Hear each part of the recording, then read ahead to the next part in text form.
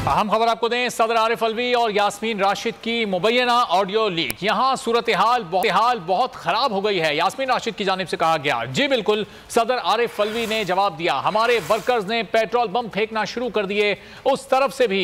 इससे पहले खून खराबा हो जाए, आपको किसी से बात करने की जरूरत है।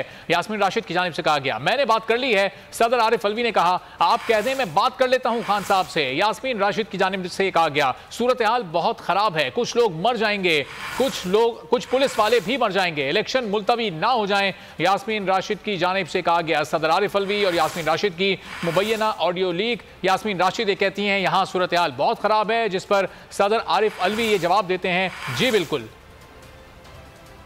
आई हैव टॉक्ड सर, जहाँ सिचुएशन बहुत खराब हो गई, जी बिल्कुल, पेट्रोल बम्स फेंकना शुरू कर दिए हैं लोगों ने। वो अभी इस पे हमारे वर्करों ने उधर से भी इससे पहले कि कोई खून खराबा हो जाए, I think you need to talk to somebody and intervene immediately. नहीं, आई हैव टॉक्ड। आप ये कह दें, आप उनसे कह दीजिए कि मैं बात कर लेता हूँ and I try to sort Khan sahab से।